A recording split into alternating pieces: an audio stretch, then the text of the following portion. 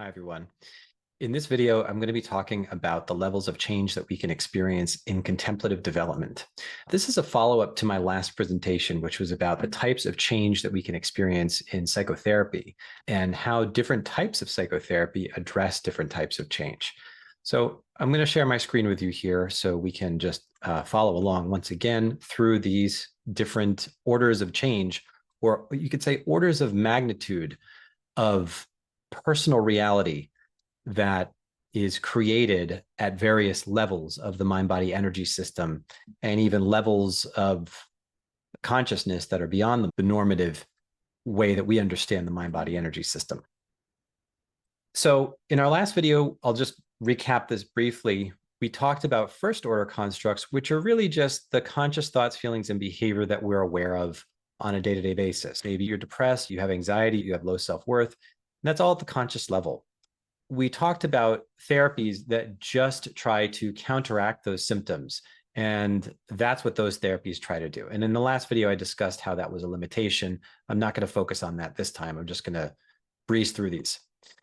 Okay, a second order level of change would be the associations of meaning ascribed to different concrete situations. So for example, that would be the association to a triggering event that then leads to anxiety getting kicked up in our system. So that would be like second order level of change, or related to a level of the mind that is getting activated in that situation. Okay, so then there's third and fourth order levels of change. And the more experiential and transformative types of psychotherapy, like I mentioned in my last video, coherence therapy, that's certainly where I'm getting this information from and what I'm trained in. There's IFS, somatic experiencing, as I mentioned, realization process, the therapeutic elements that are part of realization process that has premises that there are deep schemas in the unconscious mind that determine, you could say, subordinate levels of associations of meaning and behavior in the present. In any case, we could subdivide those as broad purposes and strategies for dealing with reality. So what our subconscious, what part of us construes as reality.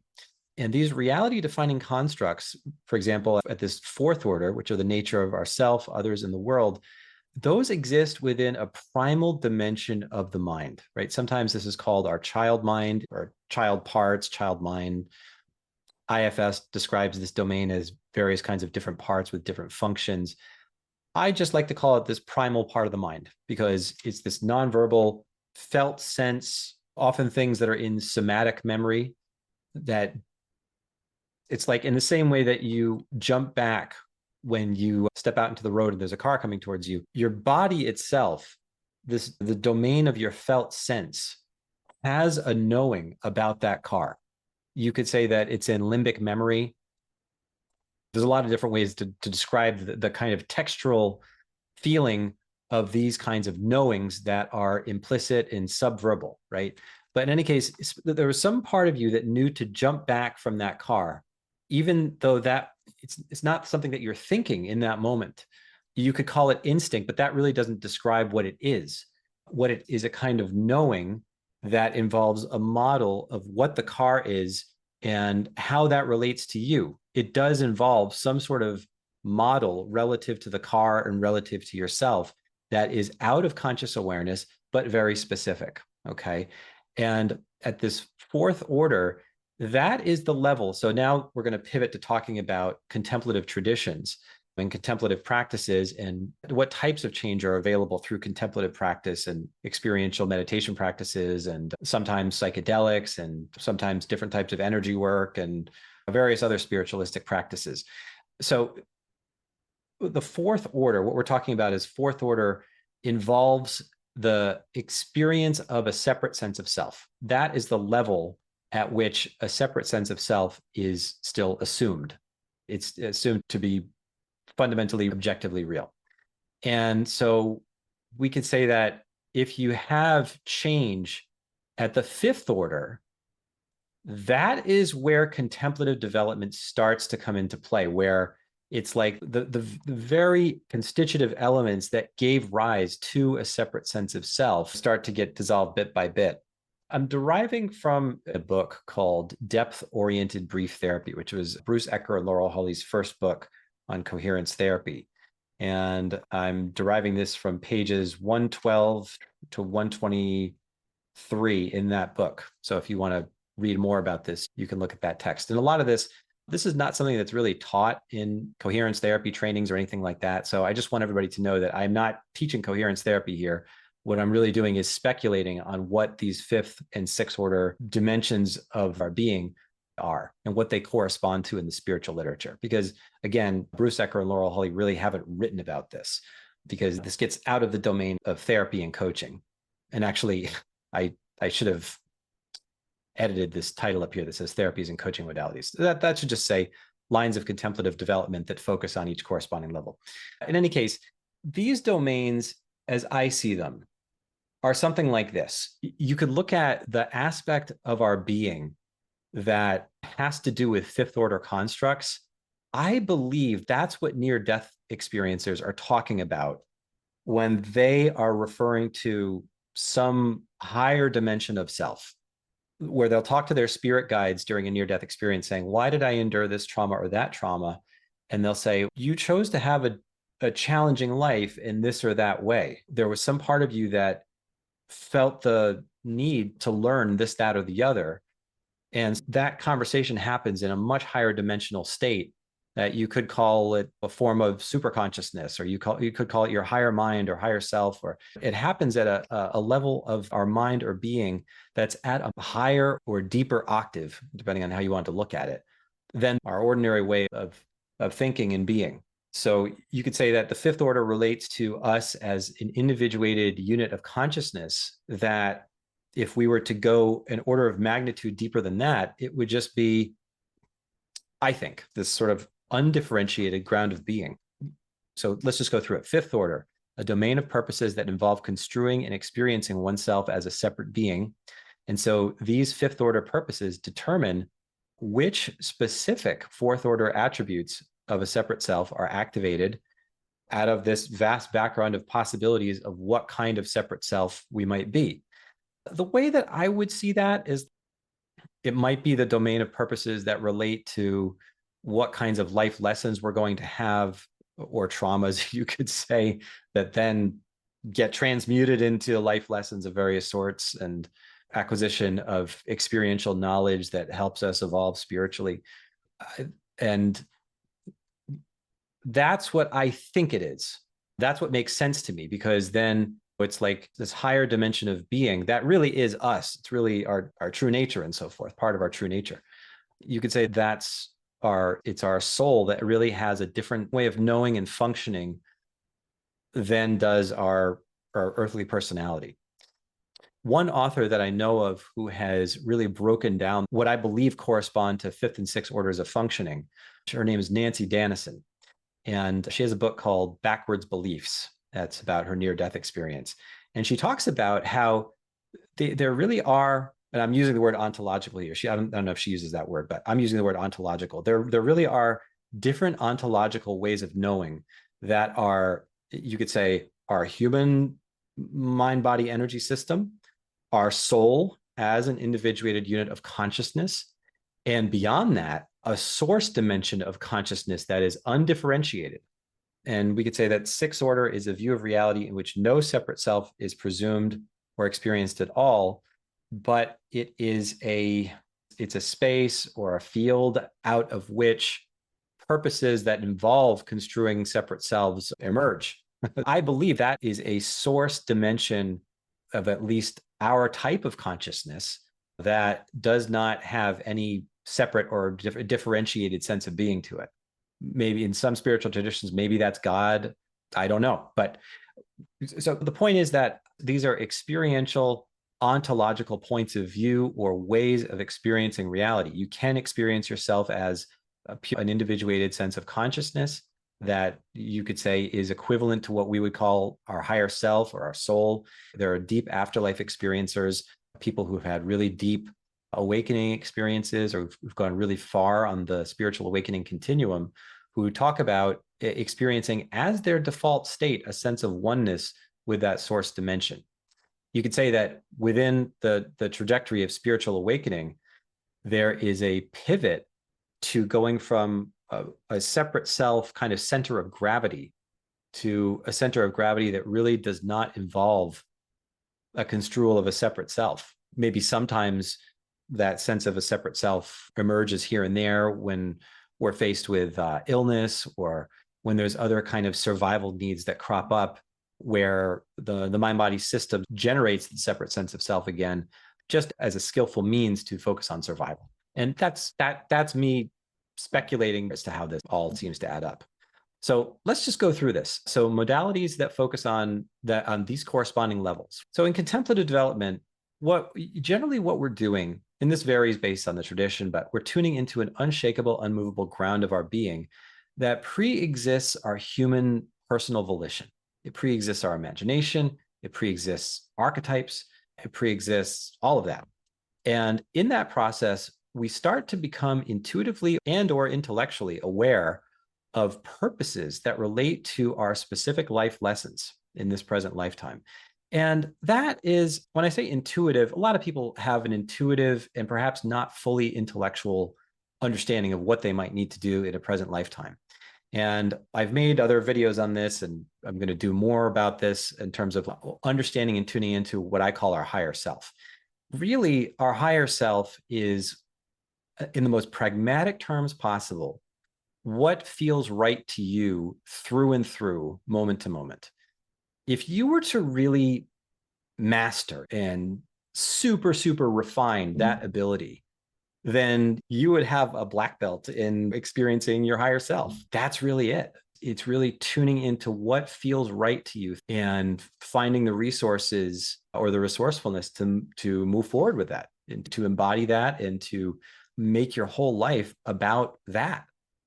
Because what feels right to you through and through, that's going to determine what relationships you have, what kind of person you are, how you treat other people, what kind of career you have, your interests, life lessons, things that you want to resolve or overcome or heal, all of that. So you could say that there are purposes that relate to our specific life lessons in this present lifetime. And most of us have an intuitive relationship to that. Some of us have an intellectual relationship to that, meaning like we've literally had an experience, whether it's a near-death experience or visions, meditative experiences, dreams, where we really do have some direct intellectual, clear understanding, unambiguous as to what we need to do in this present lifetime. Some people talk about that as like a soul contract that they agreed to before this lifetime with other beings, with their soul group, or beings that are mentors or helpers or guardian angels, depending on your spiritual orientation, and so forth. In any case, we could say that part of the traumas and difficulties that we experience that create a separate sense of self, part of us knows that is going to happen. And it's not a mistake that happens. It's part of our evolution as a human species. And this deeper part of us knows that's there. This planet, with all of its difficulties and the traumas that we accrue that then form our separate sense of self, all of that is grist for the mill. It's all the soil out of which this garden of the higher self can grow and bloom and bear fruit. Things that we can't just do in spirit form. So that's at least as I see it. And in many traditions, that whole process, again, so I guess I already mentioned this, that process culminates in a stabilization where one's everyday consciousness shifts from a fourth order center of gravity to a sixth order center of gravity. And you could say along the way, there's this fifth order center of gravity where you get this sense that you're a soul, you're more of like an energy being than a being in a physical body, or that's confined to a physical body and brain. You're more of this like energy being that's gone from lifetime to lifetime, that is eternal in some sense. And then a sixth order center of gravity would be the sense that everything is divinity, or everything is, yeah, I guess maybe that's a good way to say it. Everything is divinity. Everything is a manifestation of pure consciousness that is both stillness and movement at the same time, just unfolding out of itself. And that's one of the things that contemplative traditions have had a little bit of trouble doing, is it's describing what that is. Some of them will even say that it's at the deepest levels, it's not even an experience anymore because it's just God looking at itself. The strategy here is that, and this is across a plethora of contemplative traditions and practices that exist, a lot of the strategies involve immersing oneself in qualities of being that pre-exist one's imagination and other movements of the mind-body energy system.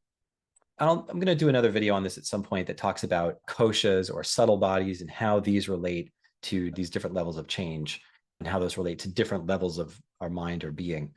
But a lot of contemplative practices that get us into these deeper states of awareness or deeper experiential knowings that are beneath the ordinary mind-body system. They involve immersing ourselves in qualities of being that pre-exist our imagination. So what does that really mean? You could say that there's qualities of being or qualities of the mind-body system that move. Our breath moves, our blood moves, the experiences in our life move, our energy moves, our thoughts move, our emotions move. And you could talk about all of that as energy in a broad sense, all of those dimensions of movement as forms of energy that move. And you could say that there's our conscious volition and imagination in like the textural sense, the what it's like of our imagination. And there's a level that is deeper than our imagination, and that's deeper than these levels of the mind-body system that feel like volition, intellect, emotion, energy. For example, a sense of just pure beingness that feels like at once a sense of settledness and ease and a sense of fundamental well-being. And that feels like what we really are. That we could say that's one quality of beingness that feels superordinate to the ordinary movements of the mind. We could say that a sense of beingness that feels even superordinate to that, or a deeper level of that, would be something like a space or a field or a ground that feels like it's a mixture of unbound awareness, unbound a kind of emotional supportiveness that appears in the body as love and bliss. And also this textural sense of the stillness. It's a palpable sense of a ground, a foundation, as well as a space. And that feels like our ground of being. And if we immerse ourselves in that experience and we can see from, and we allow that space to do all the sensing of the mind-body system, that's something that can start to switch our mental operating system from a fourth order center of gravity to progressing to a fifth and sixth order center of gravity, where maybe we operate from the separate sense of self sometimes, but most of the time we don't. And it's just the sense of everything is just happening, or everything is just emerging in and as this one field or space or ground. Okay, so that's just a few examples of what that is. The limitations that I want to talk about here of these practices are as follows. Resolving the deeply felt and assumed to be real experience of a fundamentally separate sense of self, that alleviates a great deal of suffering and makes it much easier to resolve third and fourth order constructs. It doesn't make our life perfect or make you a millionaire, but what it does do is it makes it so much easier to resolve trauma and to resolve limiting beliefs and limiting patterns. And that's because you have this backdrop to rest into that feels like it's tinged with fundamental well-being. And for that reason, you don't feel like things that are shifting around at a deep level of the mind, you don't feel like those are disruptions to fundamental reality anymore. It just feels as if they're this deep level of the mind that's moving around and shifting, and that's okay. You have this fundamental sense of well-being to rest into and land on, a space that feels like it holds us from within and from without. And it holds and suffuses all the dimensions of our human self in a way that's fundamentally supportive, unconditionally supportive or loving. And that's how it is. And so that it just makes it, when we have knowledge and direct experiential awareness of that, it just makes it so much easier to resolve things that are at those deeper tectonic plate levels of the mind. Yeah, because we don't cling to them as strongly as we did before. For example, let's say somebody had third and fourth order constructs around needing to be good. Being good is my way to salvation. Being good is the way in which I get my needs met and prove that I'm a worthy member of the human family. And if I don't demonstrate that I'm good at all times, then I do not have fundamental worth as a being. And so that would be the presumption at fourth order, and the needing to be good and showing that I'm good. That's the broad purpose or strategy at the third order. If somebody was really truly convinced that's how reality is, it would be difficult for them to get underneath that unless they already had some experience of a more fundamentally true and real way of existing that didn't involve constantly proving their worth as a means of having worth. We could say that the levels of our being, really, in which fifth and sixth order constructs are native, those are already tinged with a sense of being fundamentally good, or this notion that if we look into our core sense of being, we can't find anything there that's rotten. It's a core sense of being that is absent of any rotten qualities. We can experience that directly. In any case, that doesn't really sound like a limitation thus far, okay? That we feel some sense of fundamental well-being that makes all other traumas just so much easier to resolve. I will say, though, that one limitation is the expectation, and I would say a fallacy that's often repeated in the spiritual or non-dual milieu, that resolving a separate sense of self will resolve all personal suffering.